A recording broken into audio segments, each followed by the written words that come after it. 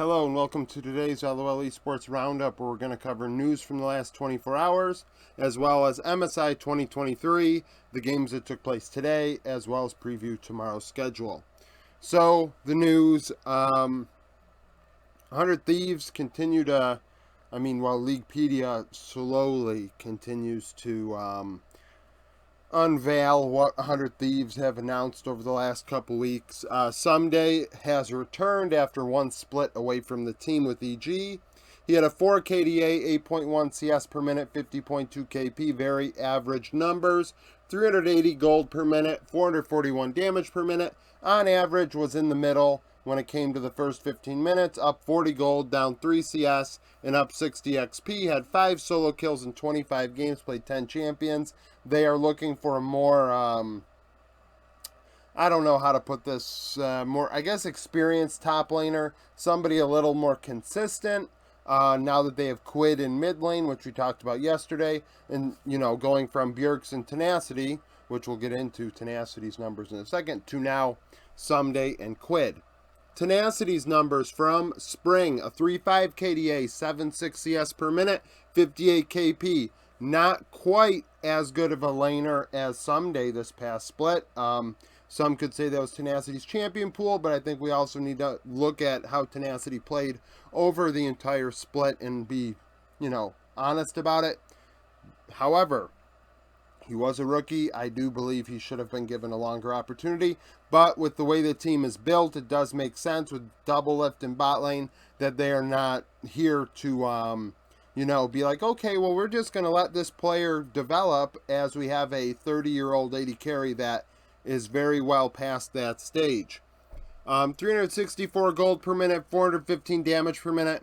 So very similar numbers to Someday in that department. However, in laning, he was gapped pretty bad. 365 gold down, 8 CS, 170 XP on average, 10 solo kills in 30 games, played 10 champions. So pretty much they went with a more consistent top laner. A lot of people may say Someday doesn't have it anymore. I do think he's a bit washed. But if he can do the role of impact at his age, that should be fine. He just has to do that. They have to stop picking champions for Someday that are more carry-oriented and say, no, you're going to be like Impact. I think that's the way they have to approach it. TSM have officially announced that Hanser will be their top laner in place of Solo. He was very good in Academy. A lot of people disagree, but I think these stats speak for themselves. 3.9 KDA, 8.8 CS per minute, 53.7 KP. Not many first blood deaths over the entire split. So he was able to get leads and make things happen with them. 432 gold per minute, 554 damage per minute. On average, up nearly 800 gold, 16 CS, and 530 XP on average. So for every 0, he was ahead 1,500 gold. 1,600 gold, actually. Like, just completely gapping the Academy top laners. Of course, it is Academy. Hanser, a player that's been around the block for quite a while, has had some very high highs and some lows also. 17 solo kills, 8 champions in 30 games. I do apologize for the background noise. The window is open. So, Hanser, older player. TSM, their roster is being formed. I think we know who is replacing who, but as it becomes official is when I will discuss it. Hopefully it does come out all at once for the most part, unlike how 100 Thieves, their roster moves have been released on Leaguepedia. So, predictions, 14-3. That means I went 1-1 today. I had Gen G winning 3-2. I thought that they could do it. I won't lie, the first 2 games were pretty bad out of Gen G. And frankly, they should have been 3-0'd. T1 through game 3. Gen G wins game 4 in a solid fashion. And then T1 responds in game 5 and wins with what many would consider a very sus draft. Guma was my MVP, going 29 kills, 7 deaths, 13 assists for 30% of damage. Zeus, 6'9", 32 in top lane. Had the best KDA. Pays 17, 9, 16, 31% of damage for Gen G. So, Guma in team fights was exceptional. The Aphelios, the Jinx, it didn't make a difference. He was very, very good. Played Xayah in game 5. Really just flashing in, and his Aphelios was on point today, in my opinion. In team fights, Zayu's playing that role in top lane of being more of a facilitator. He played Scion a couple games, and I will say I did have a lot of criticism in game one. I did come in late to that game and saw Chovy was 0-1-0 after 35 minutes, up 50 CS. I'm like, what the hell happened? People in the Discord say that there was a level 1 dive, and I'm like, well, don't you expect that against a Scion? And it's like, yeah, but they sent the Gwen down there, and I'm like, yeah, so it's a 2v1 elsewhere on the Rift, and we knew the Scion was in draft, and the Scion tends to dive early. That's something we have seen in all 4 major regions in the last month and a half, so you got to prepare for that in draft, and I felt like Gen G really didn't do that, and then Chovy had windows to make something happen in Rome, and he really didn't do that. So in the end, I kind of blame Chovy for that.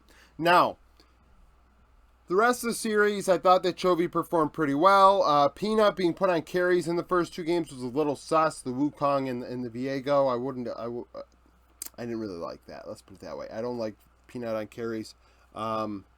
Now, as far as Game 3 is concerned, T1 had a big throw. If you look at the gold graph, it's a massive throw.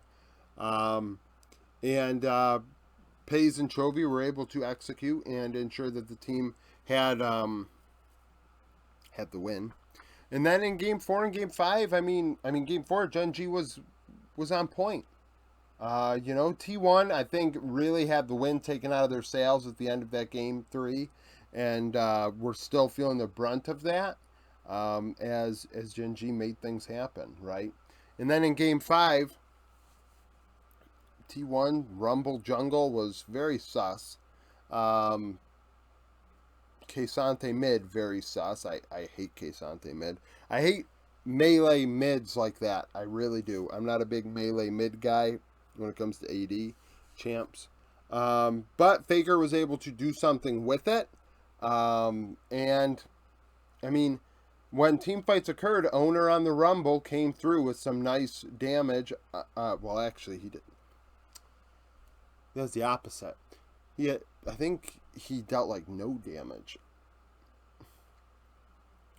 Nevertheless, Zeus looked decent on the Gragas. Faker looked good on the K'Sante. Guma looked good on the Zaya in Game 5. It's just, I mean, I'm surprised T1 were able to recover, and maybe this is the start for them getting over the hump of struggling in Game 5s. Obviously, they beat KT in a Game 5 in the LCK playoffs, but that was KT. And maybe beating Gen G is a nice monkey off their back. We'll see. This was the bracket reset for me, so right now T1 are better than Gen G. I don't care what the... Well, now I do care. I do care what the LCK finals was. It's 2-1 in T1's favor out of the last 3 best of 5s. I will say that Game 5, Benji did triple ban Peanut in first phase. So really put Owner in a position where he could succeed, and it's okay, I guess, that he actually maybe did something on the Rumble in the mid to late game. I'm just like, I expected so much more out of him. He played Nocturne a few games. I'm not a big Nocturne guy, but it did more work than Peanut did. Carrier had some good moments in this one. His Blitzcrank really sticking out to me as something that was very fun to watch. Delight, I mean, in a big moment like this, I thought he performed better than expected. But yeah, so T1 beat Gen G 3-2. G2 Mad Lions, G2 with 3-0 Mad. Broken Blade was my MVP. He played Cassiopeia twice, played Yasuo as well. Hansama went 17-6-25, 30% of damage. Yike 15-7 and 23. Karzi 13-12-12, 33% of damage for Mad Lions. So you may say to yourself, why is Broken Blade MVP? Game 2, Mad Lions were in a position to win. Karzi was massive on the Aphelios. I mean, Mad Lions had a huge gold lead. However, BB in top lane on the Cavs was able to find gold, able to find opportunities, get kills and things like that. And then when team fights came to be, despite being in a situation that actually should be favored in Mad Lions' case, given the team comps, G2 were able to execute and were effective doing so. Belveth was able to make some things happen. Caps, still very glorified support like this split. It's actually very bizarre how Caps has went from such a carry-oriented mid to a glorified support, in my opinion, for the last couple months here. It's really shocking, because they're not really peppering in much outside of that. It is really glorified support dominated. But BB was able to deal a ton of damage in those fights, and actually, I think, had the second most damage on the team throughout the 5 games. I think even game 2 he might have 34% of the team's damage, a very, very big size. A sizable damage share for Broken Blade in the top lane, because top laners don't generally deal 1/3 of damage in games.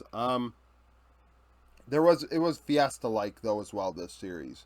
I think even Quickshot after game 2, if I recall, he said this series here has the possibility of having more quality than what this was. It was ugly.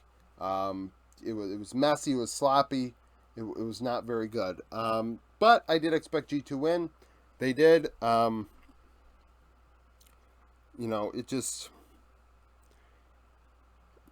What's there really to say, right? Mad Lions, I didn't expect them to win this. I really didn't. I thought G2 benefited from the last month and a half being able to scrim, and they scrimmed in play-ins. Now they get to this stage, and they're like, we can play Yasuo top, we can play Cassiopeia top, we can play Nautilus mid, we can play Janna support. They played Janna. They can play Belveth, they can play Kindred, they can do all sorts of different things. Like, G2 are the most diverse most diverse team champion-wise at this event. And I've said it before, and I'll say it again, which is why the VCS has an opportunity to take some games off major regions, in my opinion. Being unpredictable as a team that's probably not as good is a big deal. Like, that could be a difference maker. Being able to offset and draft, do something unexpected, and win a game. And people would say it's cheese, but if a team can actually execute on those champions, I don't think it's cheese at all. I think it's a team saying, we know what counters what you want to do. That's all it is. Like, it's all fair game. Just because you didn't think of it doesn't mean it's cheese. So G2 looking good. Sneak peek for tomorrow: BLG JDG rematch of LPL finals, as is the case of MSI. Last matchup, JDG won 3-1. JDG also beat BLG 3-2 to put them in the loser bracket in the LPL finals. So even if BLG beat JDG tomorrow, I'll still think JDG is better. Knight, 18-9-30, 26% of damage, was MVP on the Discord. Yagao, 8, 19, and 19, 23% damage for BLG. That is a big matchup to watch. If Knight can execute like he has been throughout this tournament, in the one series they had against Golden Guardians, and how he executed here, as well, it'll be a tall task for BLG. I think Yagao is not up to snuff when it comes to Knight. Sean into Kanavi. I really didn't like what Sean did against C9. Top lane, Bin and 369. Bin has to offer a little bit of 369 in his player pool, champion pool. Going into this event, this series, I'm all over the place today. Going into this series, Bin has to be able to offer things like a Scion, like an Ornn, like, Malphite, stuff like that. Like, if he can play that stuff at a decent level, and allow the team to kind of change things up, maybe put Shun on a carry like Nidalee or Kindred, it provides them a different flavor that JDG may not be all that ready for. Bot lane should be a very fun matchup as well. Elk and Ruler are very, very good. Finally, Golden Guardian C9. Last matchup, C9 would win 3-1. It was not as clean as a 3-1 would indicate. Golden Guardians threw a game early on in the series. Berserker 22-6-17, 30% of damage, was MVP on the Discord. Stixay 12-10, 14, 23% of damage. This is interesting because I don't think either team looked that great in their series. Especially when I consider that BLG, I think, is the weakest of the four major regions, right? The Eastern teams. That doesn't mean I don't think BLG is capable of winning. I've said it before. I think they could win MSI, but I do still feel they are the fourth best of the four. So C9 being competitive at times against them is not a shock, right? In the end, they got out hands diffed and out macroed in the mid to late game of those games. Now against Golden Guardians did not look good against JDG yesterday, really struggling in 2 of the 3 games. Golden Guardians have had an opportunity to play sus teams thus far to allow them to, glorify scrim on stage against play-in teams, where C9 hasn't had that opportunity. I do not really buy into the whole scrim rumors about what Doomby said about LPL losing to LEC LCS. We've seen in these best of fives what the truth is on the matter when it comes to stage. So, the notion that, C9's done so good in scrims, though, I don't really care. So far, that has proved to be worthless. So, that's it for the roundup. Thank you for watching. If you liked the video, like it. Subscribe to the channel for daily League of Legends content. Follow me on Twitter. Join the Discord. Become a YouTube supporter. And I hope to see you again tomorrow.